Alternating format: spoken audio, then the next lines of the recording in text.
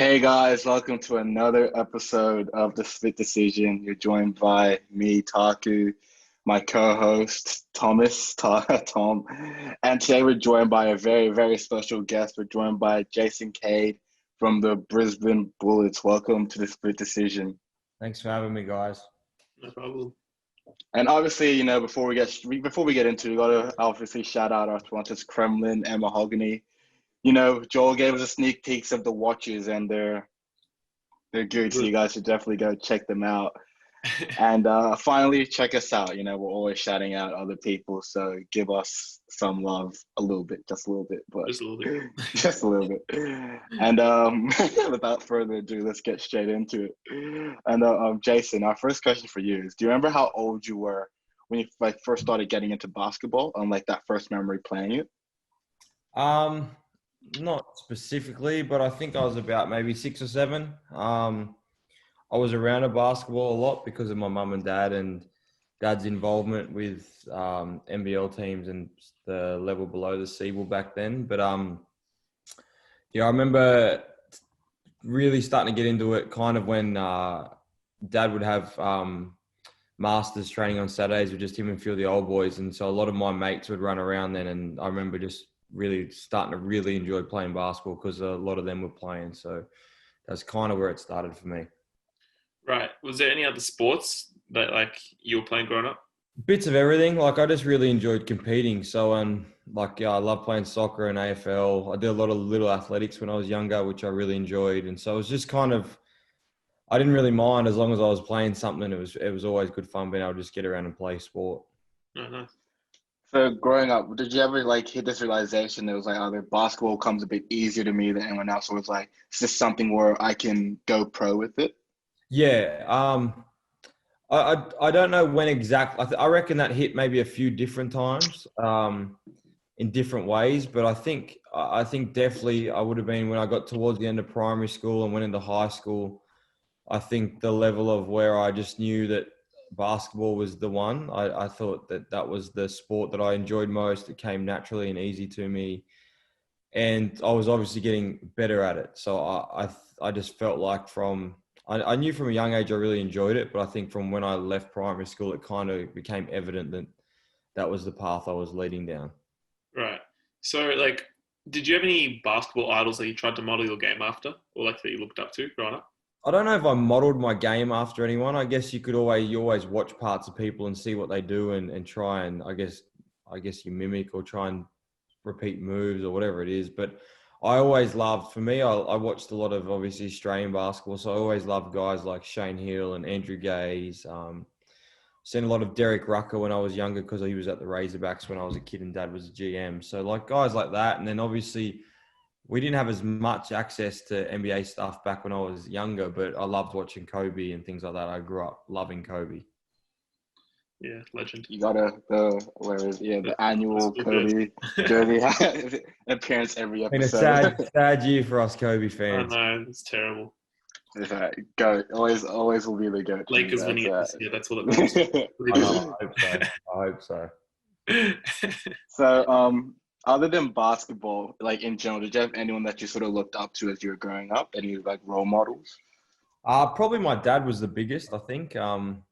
He's had a long career, I guess you'd call it, in basketball, from playing in the NBL, playing at the Olympics, coaching at the Olympics, coaching in the NBL, being a general manager. So he's been and seen everything basically, and is kind of, I guess, a well-known person amongst the basketball community. So for me, growing up with him, I guess my dad, so being everywhere where I was basically, I guess it kind of, without me knowing as much when I was little, because he was my dad, but now realizing how much of a person he is amongst that community, I was very lucky to have him, and still to this day, I rely on him for stuff and talk to him about things, and we talk basketball more than we talk anything. So I was pretty fortunate with my dad.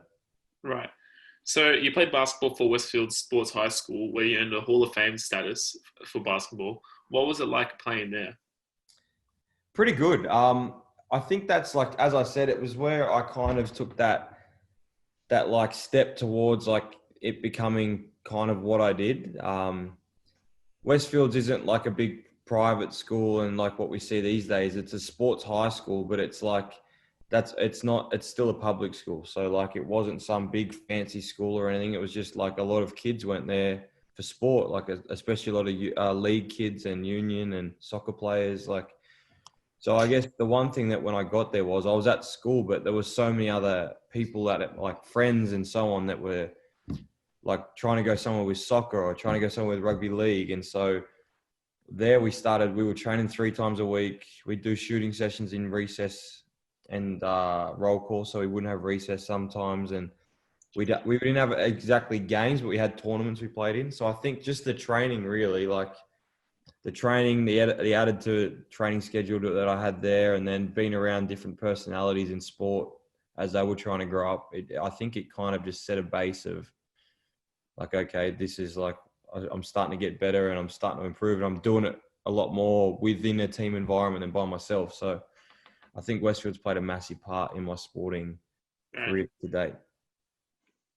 As well as playing for Westfield, we also played for Bankstown Bruins, like their junior program growing up. What was that like playing? What was that like playing with them, accompanying playing with Westfield? Yeah, it was cool because a lot of the kids like went to Westfield. Some played for Bankstown, some played for other associations as well, which also made it good as well because we were spread out. But Bankstown for me is home. It's where I grew up. I played all my juniors there. I never played for anyone else. I still, if I get the chance to, I go back and play with them because I really enjoy being able to go back and play with friends and family around, and just as I said, it feels like home when I'm back there. So I was very fortunate with Bankstown, especially where Bankstown was back when I was younger. It was a big association and it had a lot of great coaches and players and things going through there. So it played a pretty big part in my whole junior development. And I love any chance I get and go back and play there. I try and do it. Right. So you had to balance like between both of them, right? So how was it like trying to find like the good area where you were getting enough rest as much as you were kind of like playing? Well, I was pretty fortunate because I guess in a way, like we weren't playing like weekends with Westfields. It was just like random school tournaments we'd have. So I wasn't required on weekends for school. It was just like we trained from memory Tuesday, Thursday, Fridays or something like that. And Friday morning was before school. So a lot of those sessions were done during school hours or before school. And then our Bankstown stuff was afternoon sessions. And so when I was younger, I didn't do a lot of the ITC programs and all that stuff. I used school. I used Bankstown. I worked out with my dad a lot. That was kind of my path. Dad always, I guess, it was more him than me. I didn't know as well, but he kind of figured I didn't need to do a lot of the extra stuff. That was enough. And so I'd say he probably played a pretty big part in, I guess, finding when I was doing too much or not doing enough and so on. So in 2008, in your debut season with the Bruins, you were named the New South Wales Male Athlete and Basketball Player of the Year. What did it mean to pick up these awards in your debut season? Yeah, I don't remember how much I played because timeline of that, because I played my last year of 18s. I played youth league as well, and then I played my first year of ABA. I think I got cut short because I ended up going to the AIS. So I only played maybe like 10 to 12 games. I didn't get to play a full season, but to win some of those awards, I guess at any level you play at, if to be recognised for what you're doing in a team sport is always a nice achievement. I wouldn't say that I've ever been a person that relies or really loves, like I don't play just to get awards. I'd rather be recognised by my teammates as being a guy they want to play with. But anytime you win something, I think you should feel grateful and feel honoured to do it. Like a lot of work goes into stuff like that, and a lot of work goes into individuals in team sports. So to be recognised is always cool, and especially as a young fella, like just trying to play and find my way amongst seniors, it was pretty cool. Right. So then in 2009 and 2010, you went on to attend the AIS. What did this experience do for you? Pretty much completely flipped my world into competitive world and a full-time environment, I guess. Like, I went from being like most, just playing sport at school, like obviously on a different level. As I said, we were training a few days a week and I was doing a lot of it. And I started to, it must have been the year before I went there, started to have really big nationals. And I think I led the scoring at maybe the year before I went there, the 18s top age or 20s bottom age. It was both of them, whatever it was. And I started to take steps to being what I was thinking was maybe going to be a professional basketball. And then I got to the AIS and it just completely, I guess, shaped me because we were doing everything. It was like a full-time job basically down there, like training amongst 17 other kids, my age, a year older, a year younger. You're getting after it. You're doing weights. You're doing recovery. You have a dining hall where the food you eat is pretty good all the time. Like, it just, it completely like changed my whole world and probably took me out of my comfort zone. I'd gone from being at home around my mates to being down in Canberra, no family around, but around 17 other dudes who I originally didn't know, but did become my friends. But we're all there for the same reason, you know what I mean? So it became a pretty cool place to be, but also a challenging environment where you had to be like, you're playing against good talent every day. And I think that really helped me going forward. Yeah, whenever we talk to someone that's been to the AIS, they always say like it's been like a real staple point in their like development to become a professional. Like, it's where they really hit that turning point to like really focus on like their training and stuff like that. Well, I just think you learn so much there, and like, you're away from home, so like you have to grow up pretty quick, because if you don't, you find yourself probably struggling more than not. And so I think for me, like, it was exactly that.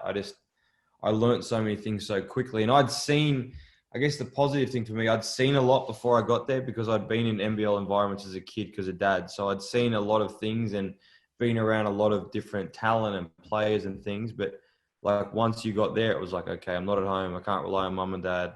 Like, I've got to figure out, like, I can't be going to bed at 2 a.m. and getting up at 6 to go and training. Like, you had to actually figure out. Now, does that mean we didn't do that some nights? 100% we did. But like, you had to figure out what was best for you going for, like, how do I get the best out of myself each day so I'm not ruined when it gets to training? And if you showed up ruined to training, you got your butt kicked most days. So it wasn't exactly fun. Yeah. So, like, you sort of touched on, but what was that transition like, having to sort of leave home and like go to a whole new sort of area as well, and like different state, and just sort of transition into that new normal for yourself? It was tough. I think it's probably tough for everyone. Like, there's that reluctancy to leave home where you're comfortable, you're around all your mates, you're used to that life. So it was tough, but it was probably what I needed. And I think it definitely was for the better for me. And I think it was one of those places that once you were down there for 2 weeks, even if you like were down there for a year and you came home, going back was still hard. But once you got down there for a week or 2 weeks, you got into a rhythm with it and you started to get back in that cycle of being there. And that was the same as when I went there. I think the first week I went there, we had an Oz camp. So that was full on. And then on the back of that, I didn't leave like some of the guys. I stayed because I was at the IS now. And then you get used to the training, the days, and all of a sudden it just becomes normal for you and you kind of get in that rhythm of it. But it definitely is eye-opening, as I said, because you're doing a whole heap more and against very talented people day in, day out. Right. So in 2010, you were also selected to participate in the Nike Hoop Summit in the US for the World Select team. What was like your initial reaction when you were invited to the annual event? Well, I didn't really know what it was. So, I mean, it sounded all cool and it ended up being very cool. But at first I was kind of like, okay, like, yeah, what is this? And so I think I remember, I kind of half remember the conversation because it was in Marty Clark's office. He brought me in to tell me. And I'd been in the Boomers program for a little bit now. I think the year before when I was going before the Worlds for 19s, I went into the Boomers program. And then, so I'd been around pretty high level basketball and camps and stuff. And then when Marty talked to me about that, and then I found out exactly what it was, and Paddy played in it and Gibbo and all these people, I was pretty excited because it sounded like something that would be pretty cool and not a lot of people got to experience, which it turned out to be exactly that. Like, were you able, like, you were playing against a lot of high level, like, teenagers, obviously. So were you able to, like, take anything from that experience as you came back to Australia?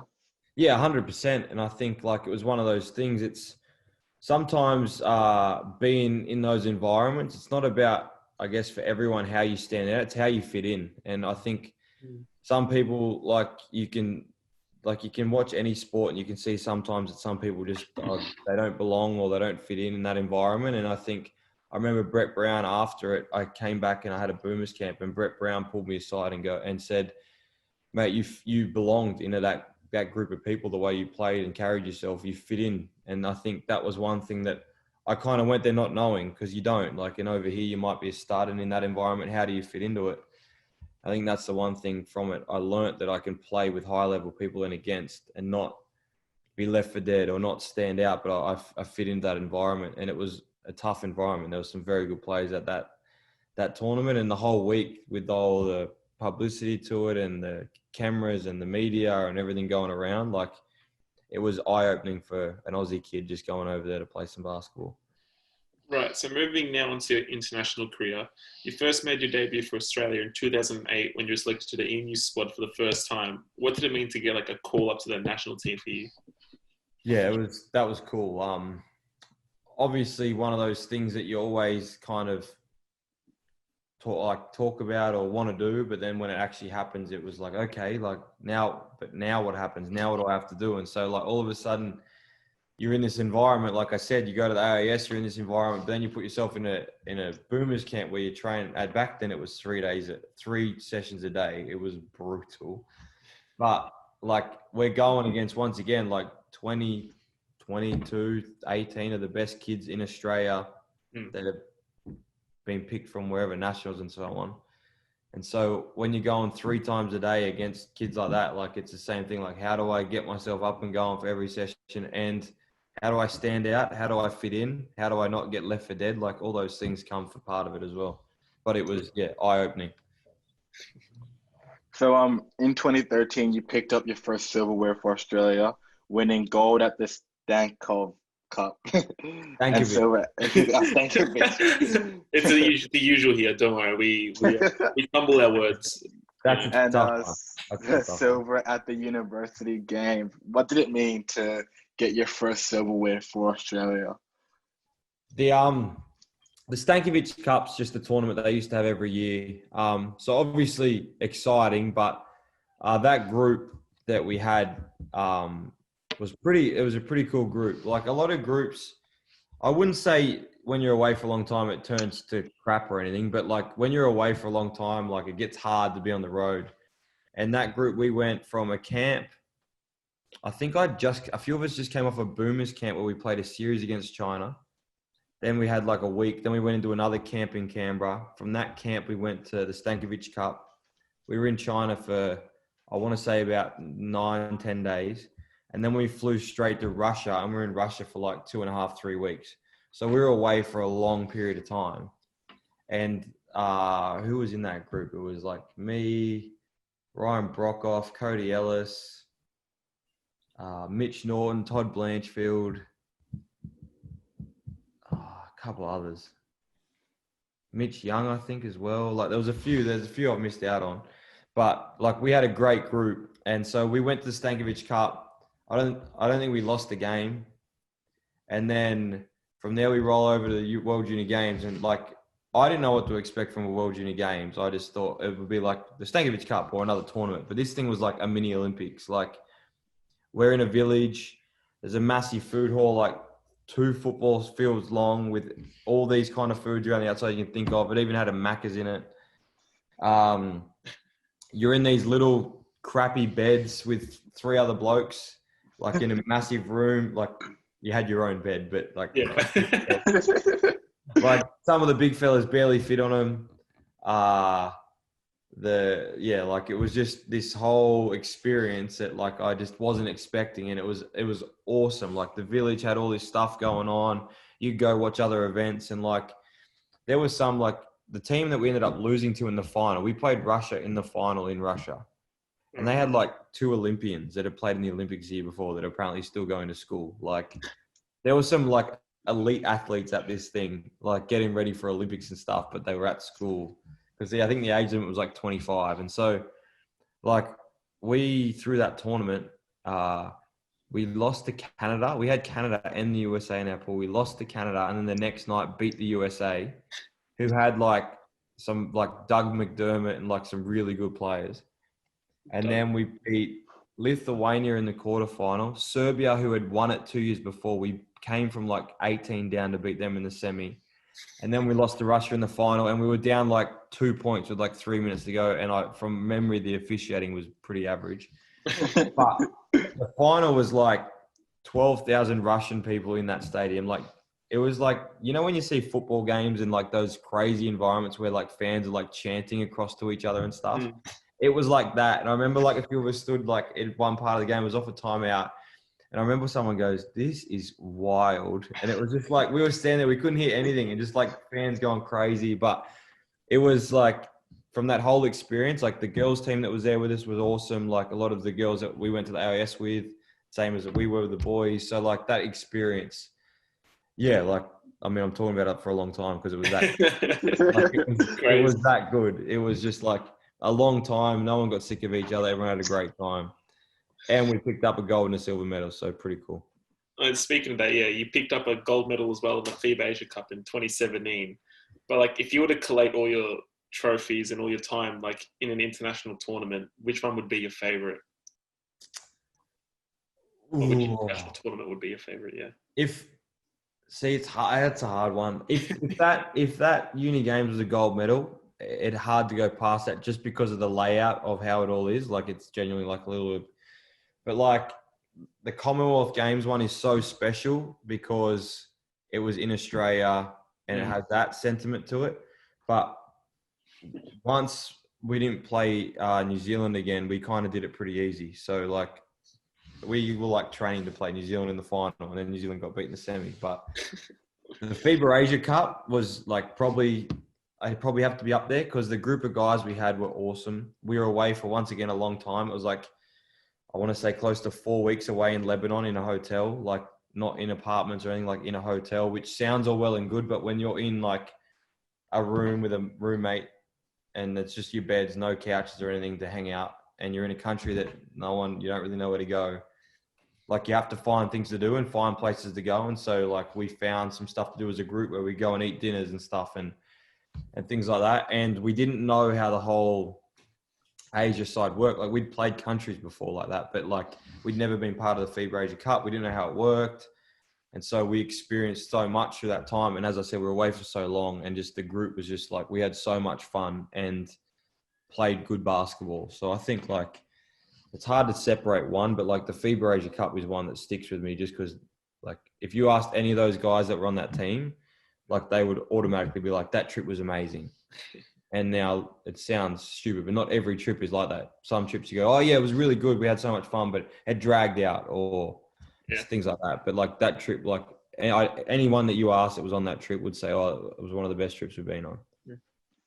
So you've represented both the emus and the boomers. Is there like a difference really when you represent either one?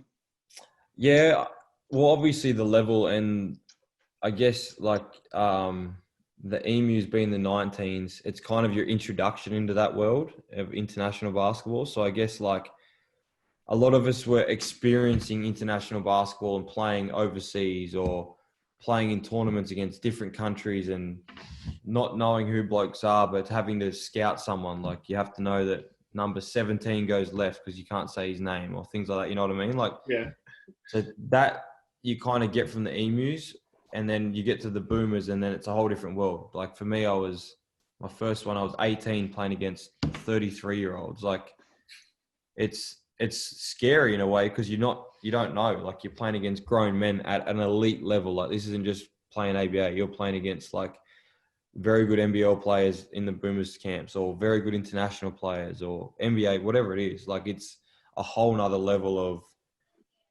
like pace and understanding the game and having to keep up with the flow of things. And like that whole side is just, it's elite. Like, there's no other way to put it. Like, international basketball is elite, regardless of, even if you see teams get beat by 50, a lot of those guys play international basketball really well. They just don't have the talent.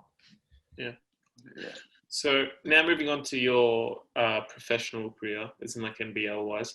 In 2010, in July, you signed your very first contract for the Gold Coast Blaze. What was that feeling like?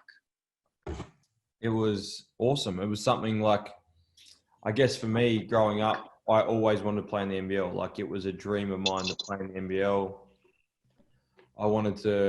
I grew up watching it. I grew up being around it. So when I got to basically choose what team I wanted to go to when I was going through the process and talking to clubs and so on, like for me to just be like, yep, I'm going to sign with the Gold Coast Blaze and be on a roster, not be a developer, not be a training. Like I put myself in a position where I was fortunate enough to sign that. It was, I guess, an accomplishment. It was a goal that I had from when I was a young kid. So I was very excited.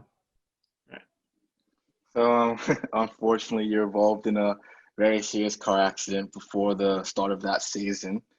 What was sort of like when you like? I don't know. Don't worry, you can talk about it. All right. No, it's like because I think I wrote the question. I'm like when you're like getting okay.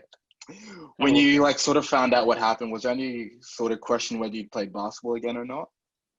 Well, that was crazy enough. Like of all the things you think of, like my first instinct wasn't like, will I be able to walk or whatever. It was like, will I be able to play basketball again? And I guess that I was young, so I probably didn't realize the severity of the accident. But I was nervous. Like I love basketball and I grew up loving basketball and that's all I wanted to do was play basketball. So when you're stuck in a car, you've just been hit by a truck and you're basically wedged in a car and can't get out, that thought did go through my head. And I was lucky enough that once I got to the hospital and they kind of did all the scans and stuff like that, and the doctors thought that I would be fine to play sport again. It would just take a period of time. So I was definitely scared, and it was definitely one of those things where you question, will I be able to, won't I be able to?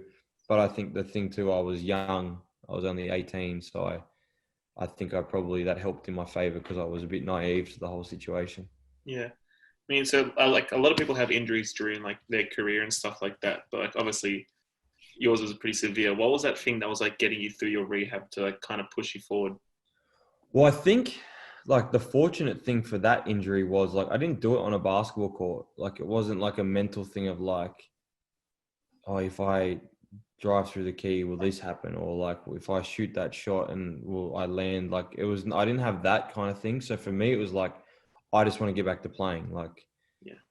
And I think it was pretty tough. Like I had to learn how to walk again, had to learn how to run, had to get so much strength through my right side because the break was more on my right side of my pelvis. So like I just had to build so much back up that I played after like 5.5 months. They said I wouldn't play for like 10 to 12 months, but it really took like 12 months for me to get back to feeling like I was just normal again. Like once I got through the season, which I struggled through, I basically didn't I don't think I ran for 2 months, and I just had to do this whole rehab program, which then helped me for the next season come back ready to play. And it was a long process, but once again, lucky I was probably young.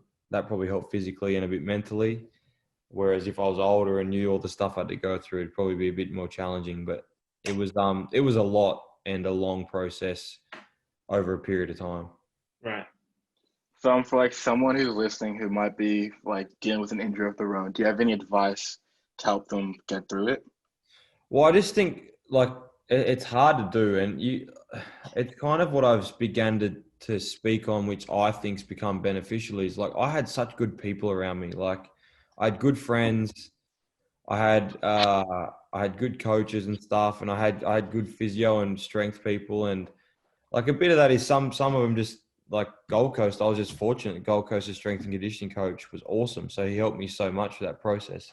And a bit of it was our family physio who did the Razorbacks was my physio, so I was very fortunate. But I'd also built up a relationship and a friendship with those people so that I could ring them at any stage and be like, "Oh, this is happening," and they would help me out, or like things like some of my mates would come over every afternoon after the accident just to hang out and play PlayStation for a bit, or like just watch TV. Like I had such good people around me, and I don't think you can do everything by yourself. Some people think they can, and that's the way they want to operate, which is cool. But like, I just think we're here to mingle and talk to people. And if you got friends that can help you, use them to help you, because at some stage you'll end up helping them. So I think my biggest thing would be like, take trust in people that you know have your best interest, because it only helps. You can't do everything yourself, nor should you have to. Yeah, it's good advice. Moving on to a happier note though. After 5 months, you made your NBL debut for the Gold Coast Blaze. What was that feeling like of stepping out onto the court for the first time as a pro? I was scared as shit. No, I was like, I was scared. I wouldn't say I was scared. I was nervous because like the day before the accident was my last game that I'd played, and that was an ABA game. Would have been my first year playing against men, but like felt like so long ago. And then here I am, haven't played any other games other than training, going into an NBL game. It was just like mind blowing, nervous, like the whole thing. And so I actually think I played pretty well that game from memory, but I remember being a nervous wreck. And then Joey was really good. Like Joey, before the game, was like, I'm going to play you early, just be ready to go. You'll be right. I'll give you some minutes early, and then I'll play you how the rest of the game sees. And I was like, okay, all good. So I think once the kind of game tipped off, I think knowing that I was going to come in early and all that, it probably helped play a part. But yeah, I remember being super nervous. Yeah. So coming into the league, obviously like a rookie, did you have anyone like come and take you under their wing and sort of help you out, adjust to playing in the NBL? There was a few people. Like I was once again pretty fortunate, and like I attached myself to like certain people. And when I was, when I first went into the Boomers program, so that was when I was still with the Emus. Brad Newley, he was awesome. Like basically took me under his wing like his younger brother, helped me with everything. Like just would take like little things like I just spoke about. Like just, all right, we're going out for lunch. I'd be like, okay, but between sessions, and me and him would just go have lunch. Yeah. There's like things like that that's like, whilst you don't know it, you're actually gaining stuff from someone like that when you're around him so much. And then he was kind of like my first person I reckon really took me under his wing. And then, but like even Shane Hill on one of those tours, like I've known Hammer since I was a young kid, but like I wasn't playing all that much with the senior team when I was 17 or 18, whatever I was. So he was like, righto, Jace, we're going to go work out. I'd be like, okay. And so like I had people like that around me. But then when I got to Gold Coast, like Anthony Petrie, who's now my best mate, basically, he had tore his Achilles. So when I had my accident, he'd ring me all the time. How you going? Blah, blah, blah. And then funnily, not funny, it was pretty bad, but 3 games in, he tears his Achilles. So I'm on the Gold Coast. I'm not being able to play. And so I would just like, once again, I was still a kid. Like I was only 18, used to the family life. He had 2 girls who were 4 and 2, and him and his partner Bez lived like, I was in Broadway. He was like 20 minutes from me, and I would just drive to their house and hang out for the afternoon and play PlayStation with him because he could sit on the couch. And so I think through that time, he was someone that I became, best mates with, but also somebody that I learned as it went on. Like did so many things in a basketball environment to the very best, and would always be honest with me. Like if he thought I was being an idiot, he'd tell me if I was being an idiot. If he thought I was doing great, he'd tell me I was doing great. And so that was someone that I just latched onto in the end, because I was like, well, first of all, he's a great guy and we get along really well. But second of all, he's someone that I can actually follow. And then you had guys off the back of that in my first few years, like Adam Gibson, James Harvey, Stephen Hall, Mark Worthington. Like I had some great guys around me, but it was also, I think, a product of like, I'm a social person, but I went and hung out with those guys, and me and Gibbo became good friends and best mates and stuff like that. So I think I was very fortunate with the personnel, but I also put myself out there to hang around those guys a fair bit. Right. So in your entire rookie year, did you have like a specific memory that was your favorite? Did you have a favorite part of your rookie year? Playing that first game was probably it, because I felt like months and months of training went into it. But I feels like my rookie year was kind of a blur. Like there were days like I couldn't train because my hips would seize up, or like after my first game, I'm pretty sure like I had to get help to the car because I couldn't even walk. Like just like some things would just play up. And I think one game I remember warming up and Halves was injured. And I said to Halves, something doesn't feel right. I can't move. I feel stiff. And then he goes, just keep warming up. You'll be all right. And anyway, like I just couldn't play. Like I told Joey, like I can't go. And then the next day I got a scan and like a few of my pins had broken I've got a plate and 6 pins, and a couple of them have obviously not built they're just put in a body. They're not put in for you to run and stuff. So they're obviously broken. And so like just stuff like that through that first year, which I just think the whole first year was such a blur, but I think I was just so happy that I was able to play as many games as I was when I wasn't supposed to and just get through it as best I could. But then I think helped me my second year come in and be able to play the minutes and stuff like that. Then in 2012, you went on and signed with the Adelaide 36ers. Was there a specific reason why you went on to sign with them? They tried to sign me straight out of the AIS, and Marty Clark, who was my AIS coach, was going there. I signed with Gold Coast for many reasons, but like it was out of basically Sydney, Adelaide, or Gold Coast. And then when my 2 years to Gold Coast was coming up, Marty again rang, Jace, we want you to come here, blah, blah, blah. And it just seemed like the right thing to do. I always loved playing for Marty, and I just thought it was a situation that I could keep getting better in. And so that kind of led to that. Right. Well, funnily enough, in 2014, you then signed for the Sydney Kings. That yet again was another reason for that. It was just there'd been a heap of change in Adelaide. Marty left, Joey came back in. We went all the way through the final, had a really good year, but then Adelaide kind of they didn't know what they were doing, and kind of I was in the spot of like I don't know like what's going on, and so it just as it dragged out, the longer it dragged out, it got towards free agency because there's normally a little gap between end of season and free agency starting. Yeah. So as it got to free agency and Sydney came up, and to this point, I think even the previous one, I'd said no to Sydney twice, but it felt like the right time to go home. And I think in hindsight, I wasn't ready for it because going home meant a whole lot of things that I wasn't ready for in terms of like people that I haven't seen for years popping up and people around, and more people know who I am, not in that regard, but because I played there, like a lot of people had more of a connection with me. And so I had a lot more going on in Sydney than I did in other places. And so it was tough at first, but it was definitely the right decision. I was ready to go home and play in Sydney. Like as a player, is it ever weird, like you, like as a Sydney player going back to Adelaide or going back to Gold Coast and playing them as on a new team? The first year definitely is, because normally a lot of it is the same team that was there before. Like I never had to go to Gold Coast because they folded, but when I first went back to Adelaide, a lot of those guys were still there. And so it was definitely a weird experience. I think I actually did all right. The weirdest one has actually been going back to Sydney, just because I think for that reason, like I was there for 4 years. I was from Sydney. I developed such a strong, I guess, I wouldn't say following, but a strong connection with a lot of people there, in fans and members and staff and things like that. And it was probably a place that I didn't think I was going to leave, to be honest. I thought once I was in Sydney, I'd probably end up being in Sydney for maybe the rest of my career. So having ended up leaving, going back to Sydney even 2 years on is still very bizarre. But yeah. Right. So as well as playing for the Kings, you did sign for the Super City Rangers in New Zealand. How did this all like work together? I think I did it either after my first year in Adelaide or my second year in Adelaide or my first year in Sydney. Basically, their season runs like an ABA season. So it starts like April maybe, it goes April, May, June, and finishes maybe the first week of July or something. Right. And I hadn't even thought about it. And then I got a call, I think even Joey Wright messaged me saying, would you want to go to New Zealand?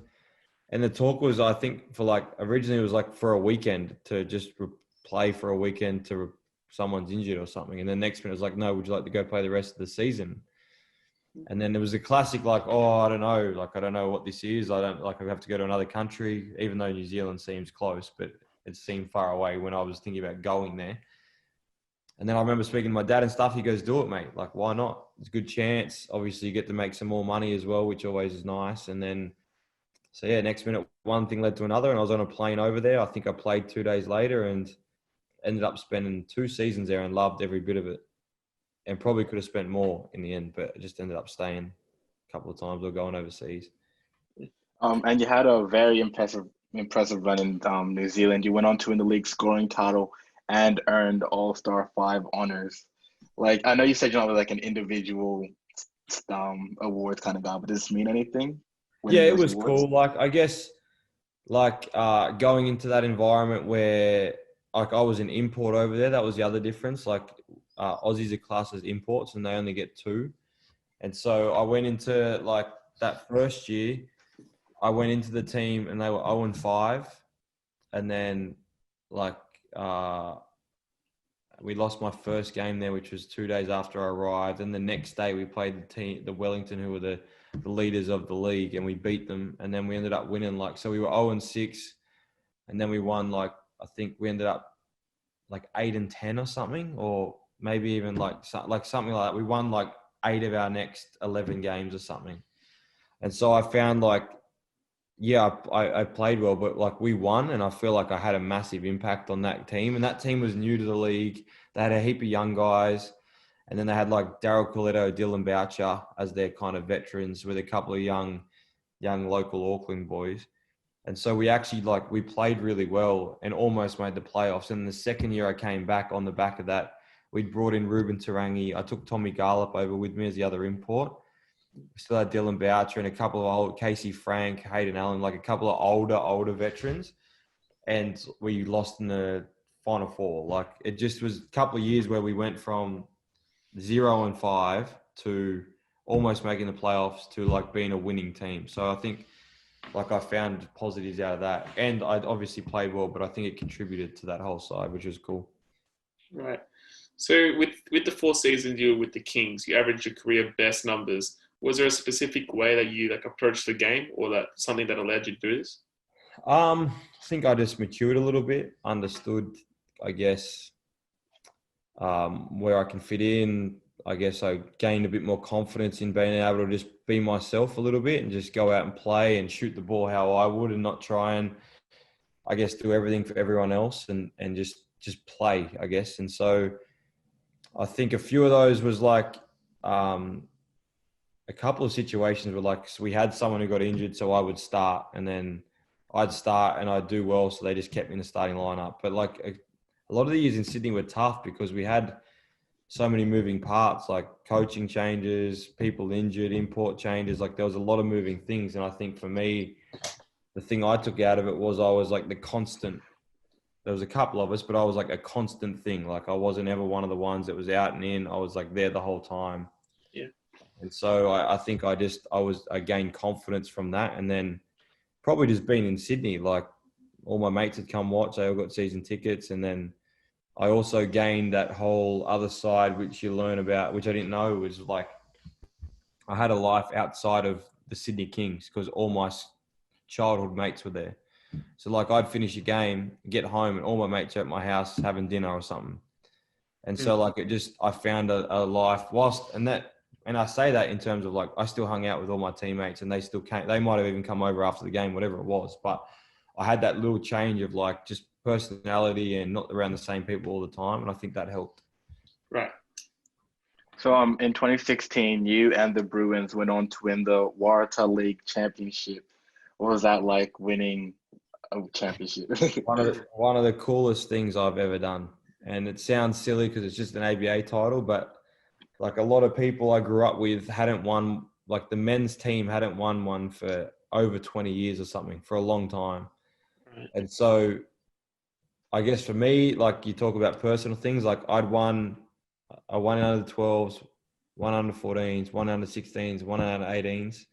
And then I won Youth League that last year, 18s. And then for me, that was the final one. I won an ABA. So I'd won in every age group for Bankstown from under 12. So I found that pretty cool as like a little personal thing. But like, the best thing about that was so many people that have been around the club since I was little, and whether they were coaching, playing, or just to do with Bankstown, like, was so happy that had happened. And so it was a pretty cool moment, and something that I'm very proud of, because I feel like it was like almost like I wasn't the sole reason, but I felt like I helped give back to a club that I grew up in and played for.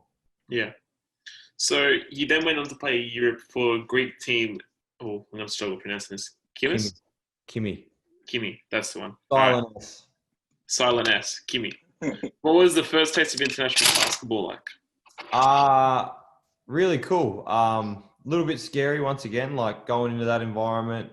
People don't speak the greatest English. Funnily enough, Brad Newley, when it all came about, like it legit came up so quick. We played our last game in Perth. If we won, we made the playoffs. If we lost, we didn't. We lost. By the time I got back to the hotel after the game, I had like messages from the Greek people, and I was like, "What's this?" And then like they were like, "We need you to fly out tomorrow," and I was like, "Wait, what the hell is going on?" And I spoke to Newell's because Newell's and Alex Marich had played overseas forever, and so Newell's was like, "Well, yeah, just find out more information, send it to your agent or whatever." And then he goes, "But I'm going to be going over too, most likely." And so he was going to go play for Ike, which is one of the bigger Greek teams.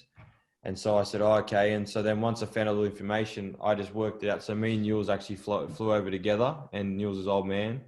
So he made that whole process easier because I was only an hour from him in Athens. Athens obviously being the main city of Greece, the capital. So I was only an hour away. I was in a cool little town, which was on the water. Where they had me staying was really nice. And just like the people, the coach loved me. He was awesome. Still a great guy. I love him. But yeah, like just the people and all that, they were all so welcoming and so inviting. And then obviously being away from home, different time zones, but having Newell's an hour away, I think every weekend, basically, we all played Saturday at 5:00. And then we both played, you're basically home away. And me and Newell's were on the same schedule. So 5:00, I'd play on a Saturday. He'd play in Athens on a Saturday. I'd finish the game, be in my car straight after the game, drive back to his. And because he used to mess around after games forever, always took forever to get out of there, I'd get to his by the time he got home. So then we'd hang out, go have dinner, probably have a beer and toast another week down. But it was pretty cool and something that I'd 100% do again if the right opportunity and place was there. Oh, nice. So then, following that, in 2018, you signed with the Brisbane Bullets, your current team. Was there a reason from moving on from Sydney and signing with the Bullets? Yeah, there was a few. Andre Lamanis being one. As I said, it was kind of weird. I didn't plan on leaving Sydney. I just thought that's where I'd be, and I'd built up such good friendships, relationships with the owners and coaches and so on. And so I was a free agent. I was kind of curious to see, I guess, I put myself in a position where I thought I could sign, I wouldn't say like a big contract, but my first really, really good NBL contract. Like I'd been on good contracts, but I thought this is my chance to kind of establish myself in that way too. And so part of me wanted to test free agency to see what I could get. 2 years before that, when I came off contract with Sydney, Brisbane came back in the league and Andre rang me and I turned them down to stay with Sydney. So I kind of had a feeling with where Brisbane were at that he might come up again. And I'd been playing with him in the Australian team, which I enjoyed. So yeah, look, a lot of things happened. Sydney kind of tried to play the game a little bit, I think. And then once the window opened and I could talk to Brisbane, what Brisbane presented to me and what Brisbane talked to me about my role with the club and on the floor and all that, it just seemed like an opportunity I probably couldn't turn down. And haven't looked back since, really. So then in 2019, you played for the Brisbane Capitals in the Queensland Basketball League, where you won the MVP and the championship. What are these two awards mean to you? Yeah, well, I think like my first year in Brisbane copped a bit of criticism, and I understand it. I'm the first person. I don't sugarcoat stuff. If I played bad, I'd tell you I played bad. I don't try and hide stuff. So I've always been really good with that, and probably I'm probably too harsh on myself at times. But I thought my first year in Brisbane, I thought I played well, but I thought I wasn't myself, and I thought I got lost in trying to help other people and not that that's a bad thing, but I was trying to get Glidden good shots, get Lamar the ball, find Hodgie, find Bairstow. Like I was trying to do so much for other people that I think I lost I still do that when I play myself, but I lost my way of scoring and being able to impact the game in other ways. And so going to the off season, funnily enough, this is weird actually.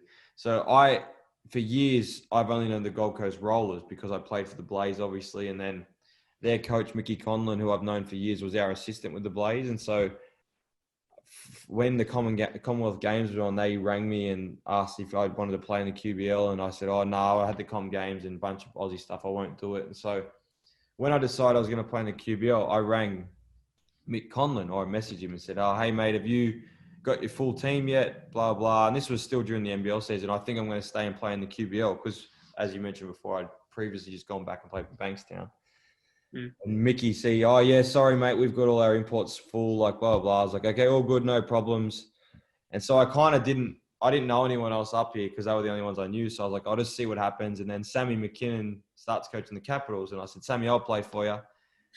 And Sammy didn't believe that I was actually going to play like a full. He thought I was just going to float in and out. And I was like, no, if I'm playing, I'm in.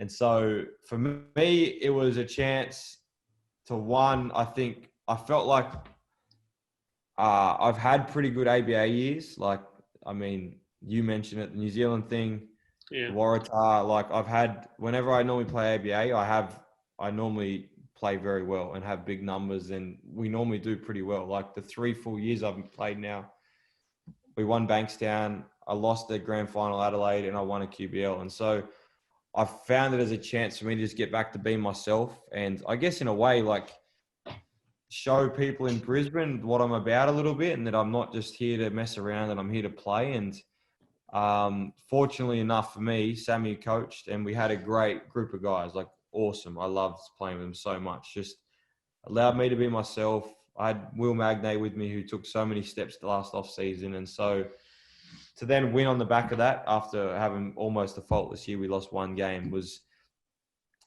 pretty exciting. But once again, for a club who had lost like 3 grand finals in the last 6 years or something, like they'd been around the mark but hadn't won. And so to come in and be a part of them winning and see how happy the club was to finally win one, that was pretty much, it justified the reason why I really wanted to play QBL, and getting those awards on the back of it, I guess was a little bit of a confidence boost for what I guess I came off my previous NBL year. Yeah.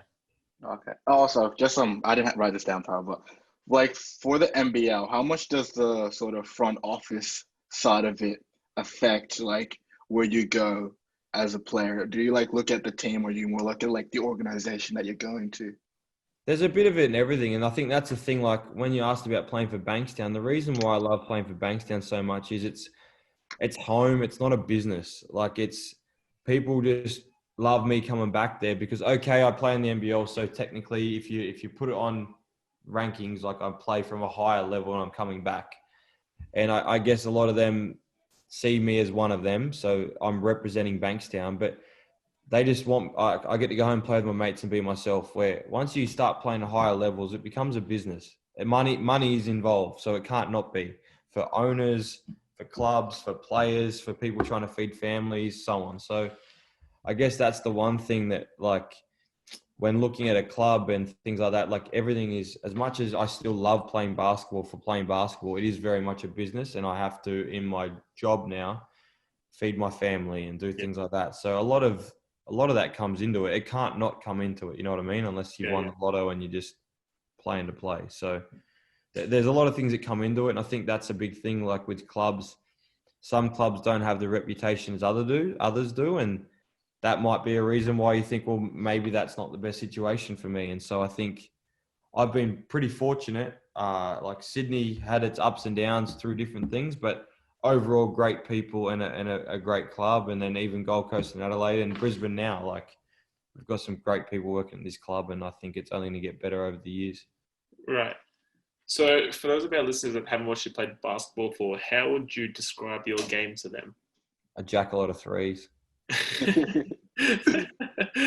No, I think they'd see a person that kind of, I guess, plays under control and at my own pace. I do shoot a lot of threes. I probably regard myself as a shooter, but I think also plays well in terms of setting people up and putting people in the right spots and kind of organizing everyone and and finding people off on balls and things like that. So I think I do a great job of that.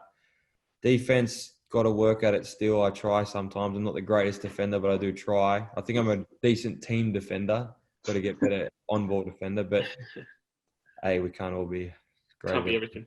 You all can't be Tom, you know, Oh, 3 and D, right, 3 and D type guy over here, you know. Hey, Absolute weapon. you can give me some of that defensive talent, please. I'm like Pat Best Beverly on on-ball defense. defender, pegs thirds right here. I'm a Unmatched. lethal free throw shooter. Watch out. I'm a lethal free throw shooter. I'd be the perfect NFL guy, just sub in for offense, out for defense. Uh, Oh my god. so you're still pretty young. So do you have any other goals as your career continues to pan out? I'd love to win. It's probably not an individual one, I guess it could be, but I'd love to win an NBL title. Like I thought we were close. I think if we made the finals last year, we would have given it a real shake, which is disappointing. But yeah, I'd love to win an NBL title. I think that would just kind of sum up like I've won ABA titles and so on. And I was fortunate enough to win an NBL award last year for six man. But like I'd love to win an NBL title, and then it's going to be hard, but obviously it might not be achievable. It might be, you never know. But I'd love to be part of a World Cup or Olympics campaign. That'd be also very cool too. Right. So moving on to the questions that our fans ask us. But before we get the fans to ask the questions, there's an important question from both of us, right? And we accept two answers for this one. Who is the NBA GOAT or your NBA GOAT? Well, mine's Kobe because I love Kobe, Yeah, and so I didn't get LeBron. I didn't get Jordan. I mean, he might be the greatest. I don't know, but mine is Kobe because that's who I grew up loving. I watched all the time. Like I went over to the States with my family when I was younger, and we watched the Lakers train when they had Kobe and Shaq. Like, jeez. I just forever loved Kobe. So like I can't. Whilst I also understand, like, I actually think LeBron is the greatest all-round player I've ever seen. Like, he does so many things at an elite level. But, like, Kobe is, like I was devastated when he died because he was, like, my childhood idol, like, in terms of, like, he was bigger than life. You know what I mean? Yeah. So, I see all the arguments, but for me, like, I've always loved Kobe Bryant. So, that's the reason why I love the Lakers. So, Yeah. It was either LeBron or Kobe. Those were the only two answers that were accepted. No, the only answers accepted were Michael Jordan or Kobe, and that's my point. I get that point. So yeah. Kobe is the GOAT. That's a fact. That's a fact. But I do see the side of like people saying like Jordan was just Kobe before, like, you know what I mean? Like Kobe plays like Jordan. I see that, but then I like LeBron, man. Like LeBron is so impressive. Like he is 17 years. He had so much hype around him. He's almost far gone past the hype. And then like how he passes the ball and like when you actually watch the game from like a non-stats point of view and just like a basketball point of view, like how LeBron controls games and like dictates what happens. Like it's actually ridiculous how he just manipulates it to like exactly what they need. It's pretty crazy. His IQ is crazy in game. As much as you do want to like, you know, compare the two, you just got to appreciate both of them. I feel like it's good to have your comparisons, but at the end of the day, they're both three of the greatest of all time. You know, it's too hard when they haven't played against each other either. Yeah. You know what I mean? Like it's so hard to say. Like, but that's the thing I think in sport too. Like so many people forget like people and like. Curry's amazing. Changed the game with his three-point shooting. But when he started going on those scoring runs, people were like, oh, he's the craziest scorer. And I was like 4 years ago, Kobe was having like 50s every night. Yeah, I know. People forget so quickly how good someone was. Like even like you see in all sports, but that's why I was like, it's forgotten so quickly. Like Kobe used to bust LeBron. You know what I mean? Like yeah, exactly. That doesn't mean LeBron didn't do the same thing, but like Kobe used to get buckets and like exactly. He used to really. So I'm like, people forget so quickly. George, I didn't say it. George, I didn't say it. Wasn't me. Yeah. No, but what I always say, for me personally, LeBron is probably the best basketball player Yeah, that like I agree. I've ever seen. At least he's the best player. But like when we're looking at resume and like greatest, is like just it's not ability. It's also like what you've done in the sport. Michael Jordan just killed, like legit. MVP, scoring championship, defensive player of the year is insane. But I'm just saying, like I legit grew up Kobe being my idol. So as much as I like see like what Michael Jordan did, I'm just like, nah, Kobe for me is just like Yeah, I that can't. guy. If I mean, people say Kareem too, and because he's got an impressive resume, but I'm like, if someone asks that question, they say either Kobe, Jordan, or LeBron. I'm cool with that answer. I'm just like, whatever. I'm not arguing that. You know what I mean? I don't know. If somebody was just like came out of nowhere and was like Steph Curry, I'd be like, we had a look he's amazing, but I'm just like, he's not like that's a different world. Tyler Hero. Yeah, prisoner of the moment. Like, but see, that's what like, people say now because he had a good final series. People forget. Yeah, like Jamal Murray. What Jamal Murray did was insane.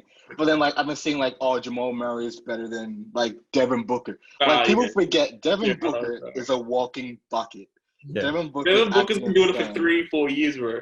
That's what I'm saying. Like, it's when people do it for a period of time. It's even like people all of a sudden being like, when KD was out, and they were like, oh, Golden State this. I'm like, they're missing KD and Clay. Like, do people forget how good these two dudes are? Like, it's like people forget so quickly. Like, when something else happens, you're like, oh, this guy's amazing. I'm like, you forget so quickly. Like, yeah. I feel like the biggest one is Kyrie Irving, man. Oh, I can't wait for Kyrie. Kyrie's going to prove so many people wrong. Like him and KD is going to be insane.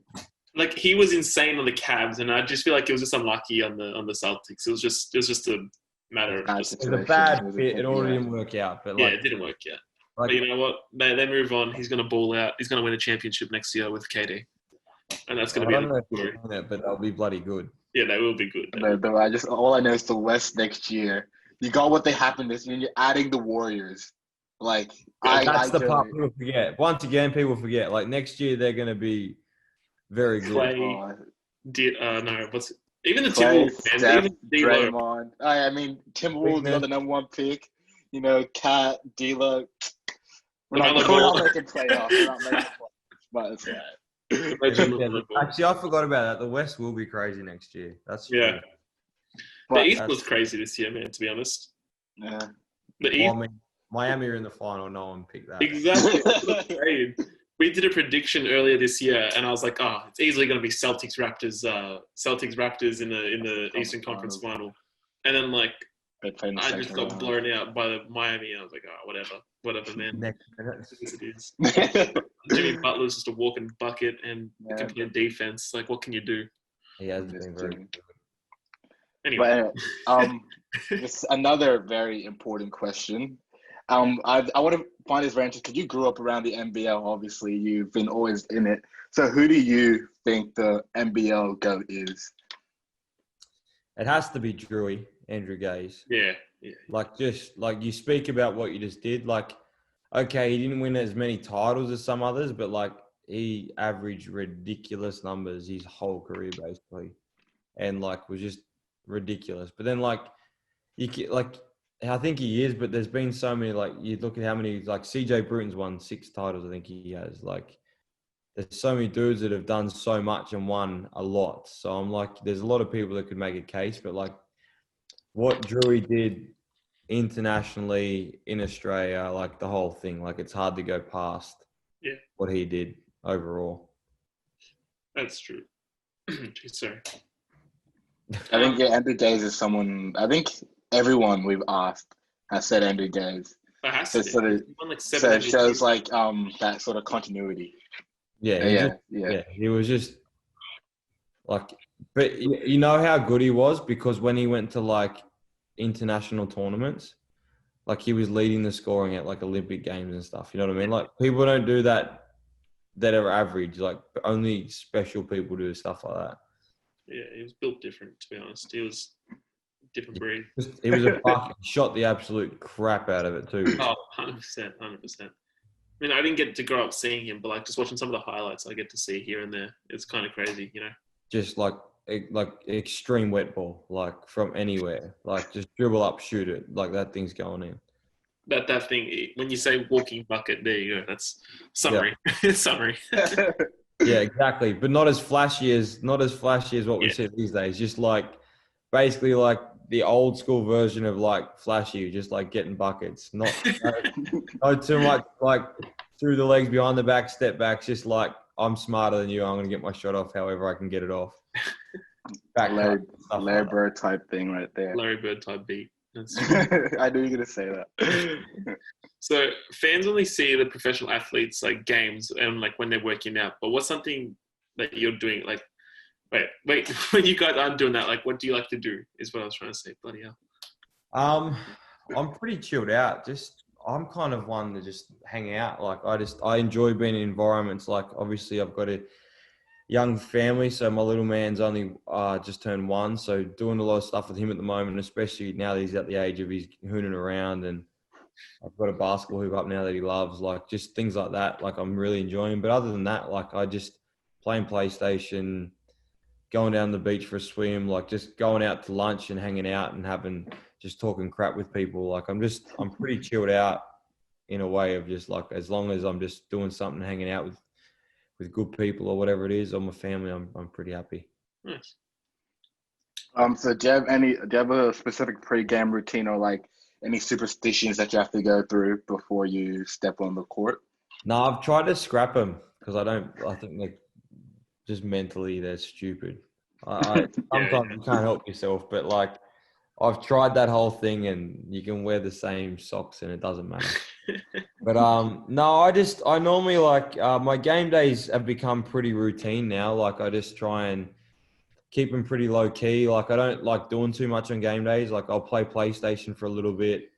I've started having, not for any reason, but most game days I have Japanese, and I just get teriyaki chicken and rice and stuff like that. I've just really started to enjoy that kind of food. So having that on game days just became a bit of a thing, especially the last few years I've lived with Ruben Tarangi. So me and him used to do that. But yeah, I just pretty cruisy. It might change now. The little man's up and about. He might not let me do that as much, but yeah, just whatever's low key. And then before games, I don't really shoot before games anymore. I used to always like, I'm going to get here and shoot before, but I've also worked out that a lot of that shit's mental. Like we shoot so much throughout the week that me shooting 100, 200, 300 shots before a game, for me, isn't the do or die of if I shoot well in the game. It's more mentally and how I come prepared mentally. So I've started just shooting when we warm up instead of before game. The one thing that always gets you prepared for a game, pre-game nap. You got to sleep before your game. I'm hit and miss with naps. It depends. I've actually if we're on the road, I normally do, and even sometimes at home. I lie. I normally try and get at least a little one in, but I'm not a big napper. I find if I sleep for like 2 hours, I'm a mess. I'm just like, look, you can't sleep on sleep. That's what we always say. You gotta get the pre-game sleep in. It always helps. I'm a little napper, and that's it.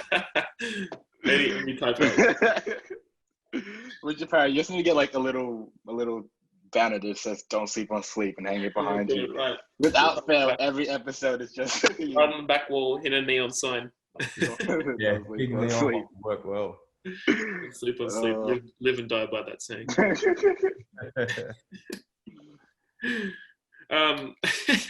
So like if you weren't a pro basketballer, what else would you be doing? Get asked this all the time. I have no idea. I've only it's so hard for me to answer because I've only known basketball really since I was a kid. I've just been around it. Like I was 6 and Dad was a general manager of the Razorbacks. So from that point on, school holidays was going to training with the Razorbacks, just to be there, or going to game. Friday finished school, Dad would pick me up, Mum would pick me up, straight to the game. Game started at 7:30. We'd leave there at midnight after Dad finished and packing up, and that was so routine for me for my whole childhood. So I haven't really known any other way, but I just think I feel like as I got older, I'd make a great assistant coach, general manager, something like that. I've just seen so much of it and understand so much. I think that's probably the biggest thing that helps me in basketball is my IQ with everything. So I feel like it would be strange if I wasn't involved in some way. So, our last question for you today is: do you have any advice for a young kid out there who's looking to go pro in basketball in the future? I think everyone's got something different, but I think my biggest thing is what I said earlier. Just like surround yourself with people that you trust and you feel like have your best interest at heart. I think, as I said earlier, that was the biggest thing for me. Like I had such good people around me, and whether I knew it at the time or not, I don't know. But I clearly made the right decision, I think, by just going from my friends to coaches to my friends my friends' friends, like just the whole thing. And like I felt like I was always around people that were trying to make me better, which also made me try and make them better. And so I feel like when you're trying to help other people out, you somehow in a weird way find that it actually comes back to help you, because people start helping you without not knowing. So I would say, first of all, you got to enjoy it and love it and have some fun and do a lot of it. But second of all, I just think put yourself in an environment where you feel like you're actually around good people who are trying to help you and help them. Do something for someone else, and it all comes back to help you out. Right. Nice. That's amazing advice. So we've got two good advices: don't sleep on sleep, and surround yourself with people that are always willing to help you out. And on that note, Jason, thank you so much for coming and joining us here today. And what do I normally say? Yeah, make sure you guys like, comment, subscribe. Make sure you leave 5 stars on Apple Podcasts. That does absolute bits. And me and Tom will be taking a little break. We got a bit of uni, so we'll be back in, I think 3 weeks, Tom? Couple weeks. Yeah, in a couple of weeks. But yeah, enjoy this time. We're not here, so I'm sorry. Enjoy it. Enjoy it. Damn, are we that bad? Don't enjoy You got to say, don't miss us too much. We'll be back. Don't miss us too Cry much. a little bit. But yeah, we'll see you guys soon. Peace. Peace.